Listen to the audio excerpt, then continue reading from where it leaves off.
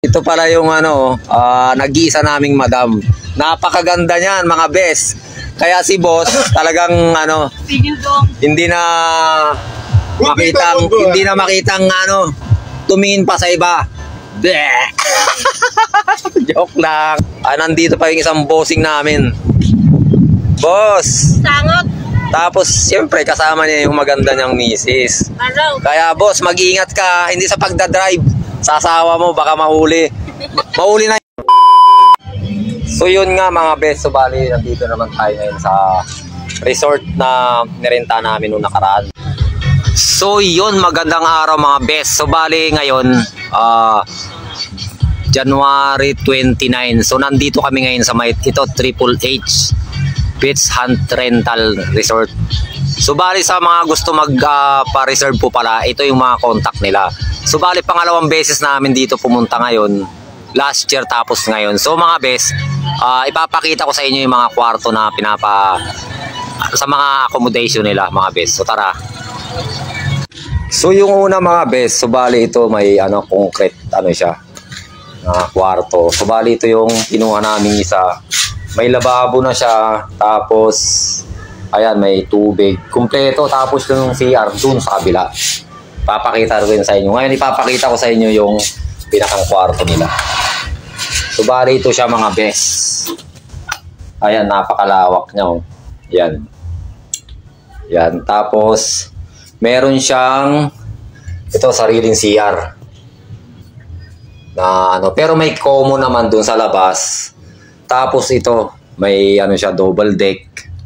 Napakaganda niya mga best. Tapos aircon, naka-aircon na rin to. Ayan oh.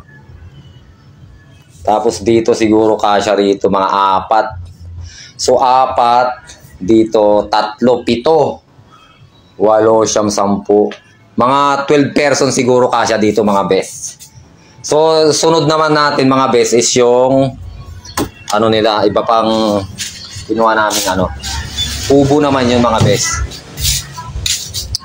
So sa mga naman mga best, ito may mga kubo naman. Depende sa nyo. Ayan. Yan yung mga pinaparenta nilang kubo. Depende sa yung mga best kung gusto nyo mag-aircon. Yun sa ganun. Pero magkaiba presyo nun mga best. So bali ito yung isang kinuha namin. So bali dito mga best. Ayan o. Ito pa yung pinakang yan, ang dami. Maluwag. Maluwag siya mga best. Ayan o. Dito kasya pa siguro dito matulog mga 4 o 3. Tapos ito yung pinakang kwarto pag sa kubo naman. Ayan. Kasya dito 3. Tapos meron isa sa taas. Bali double deck siya. So ayan, may mga lagayan na rin siya ng gamit. Tapos ito may electric fan din. Pero kahit di na mag-electric fan mga best kasi sobrang lamig naman. Tapos yan, may mga saksakan siya. So punta naman tayo dun sa kabila. So yun mga best, so bali ito naman may pag sa kubo ka kumuha ganito, ito may lababo siya, kumpleto, may gamit na rin. Tapos libre rito tawag nito yung gasol.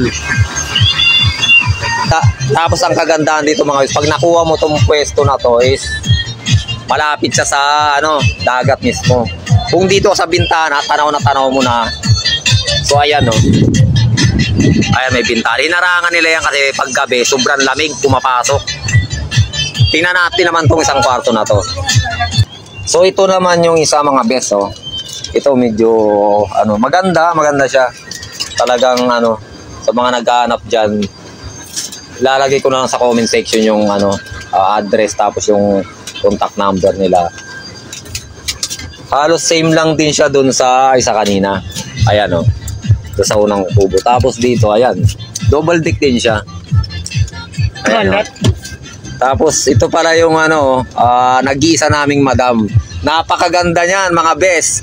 Kaya si boss talagang hindi na makitang tumingin pa sa iba.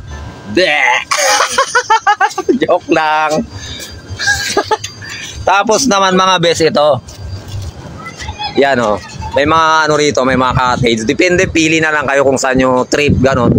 So ayan, 1, 2, 3, 4. Tapos meron din doon, depende sa pipiliin nyo. Tapos Nandito pa yung isang bossing namin. Boss! Sangot. Tapos, siyempre, kasama niya yung maganda niyang misis. Hello. Kaya, boss, mag-iingat ka. Hindi sa pagdadrive. Sasawa mo, baka mahuli. Mahuli na enforcer. So, tapos, pag ano naman dito, tingnan nyo. Kumbaga, napakalapit na. Kasi, pag gabi, lalo pag high tide, umaabot dito yung tubig. Dito, ayan. So, ayan. Kunti na lang, aabutin na. Tapos, yan. Ayan yung ano nila mga best. So, ano talaga, pag pumunta kayo rito, unang-una, malamig. Tapos, marirelax ka talaga. Kaya kung may problema kayo katulad ko, dito na kayo pumunta. Talagang sulit. Pagbalik nyo, nandun pa rin naman yung problema mo. Gagawin nyo lang, pansamantalang ano lang, para lang mawala. Lahat, wala namang permanente sa mundo mga best. So pag ano ka rito mga best, talagang marirelax ka kasi sabi ko nga napakaganda. Ngayon, although marami akong problema sa buhay ngayon, sabi nila, pwede ko daw iwan dito. Ang tanong mga best, kanino ko iwan?